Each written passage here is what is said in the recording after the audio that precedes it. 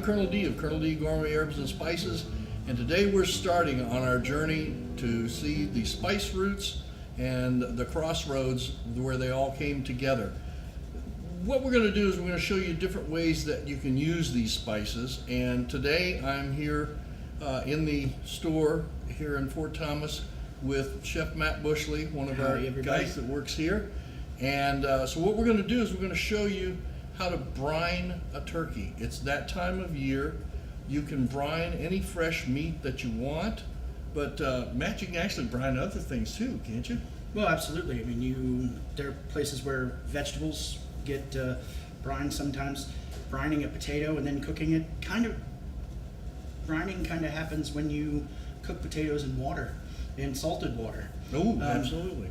You can brine them ahead of time if you're making French fries or that sort of a thing, and still get some of that salt inside and season them a little bit. Great. Now, we're going to use some words that I think are going to need some explaining. The first one is mise en place, which is French, and it simply means everything in its place. And what we'll probably from time to time do is abbreviate that to mise. So, Matt, our mise for brining a turkey would be? We need a container big enough to hold the turkey. In this case, we're going to be doing a chicken. We're going to need an appropriate amount of water to be able to cover whatever it is we're brining. We need some salt, some sugar, and our brine spice mix. All right, so here's where the spices come in. And what we're going to use for spices are what we call the high aromatics. Things like juniper berries and rosemary and black peppercorns. Things that really bring a lot to the table, because you're going to be soaking this in so much water. If they weren't strong, they would never be able to do the job. So let's start and let's put that bird in some water. What do you say? Yeah, absolutely. We have instructions for how to mix this up on the website, guidelines for everything from a small bird like this chicken up to a full 20-pound turkey. So I'm sure there'll be links that will that'll direct you correctly to that information.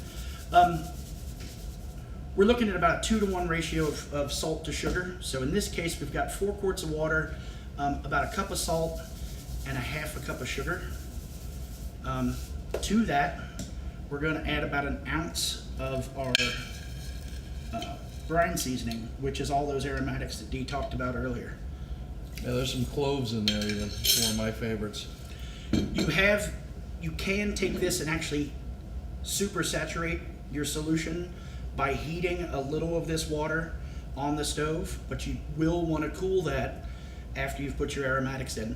We're not doing that here this evening because this chicken will probably be in this brine long enough that those aromatics will infuse into the water. And what's happening here, I want to give you a little science. Don't be frightened, it won't hurt you. What's going on with the sugar and the salt? Those two things can actually work their way in to the muscle tissue of the chicken. And what they do is they take the essence of what's around them, all these high aromatics, and they pull those flavors into that protein. The salt and sugar get inside and go, oh, I don't want to be here. And they turn around, they come back up, pick up some more stuff on their back, and go back down in. That's called an osmotic cycle, and the longer you can let that cycle take place, the more flavor you're going to get out of your bird or whatever it is that you happen to be putting in the brine. So I forgot that we need to whisk that up. Yeah, we got. You just want to make sure that the salt and the sugar are dissolved in the water. After that, we're going to take our bird or pork chops, whatever else there may be. Any fresh meat. You want to give it a good scrub. You want to wash it. You want to get any of the residual processing blood or juices that are on it. And then from there, set the bird in the brine, breast side down. You may need a plate or some sort of a weight. Usually a small plate that fits inside will make sure that stays submerged.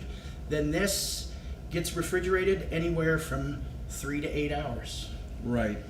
And you're dealing with a lot of salt here, so there's no reason to worry if it takes you a little bit of time to get it to the fridge.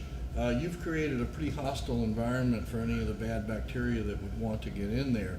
And Matt, they don't want to do smoked meats or things like that, right? Because those have already Yeah, those have been already, cured, yeah, which you've got 4 different things. You've got brining, which we just did. You've got marinating or marination, either one. And that's where you put your protein in a liquid, right? And then you've got dry rub. Dry rub is just a dry marination. well, It's very a way- much like you do pork ribs or a pork butt. Exactly. Or a If you're piece gonna go of, to the grill. yeah, exactly. Right. And then there's finally the kind of the ultimate in taking your protein over the top is curing. And all of these we will cover at one point or the other in another series. So stay tuned, and you might want to subscribe to catch those. I'm gonna get this in the fridge and we'll talk about doing some compound butters to finish this later. All right.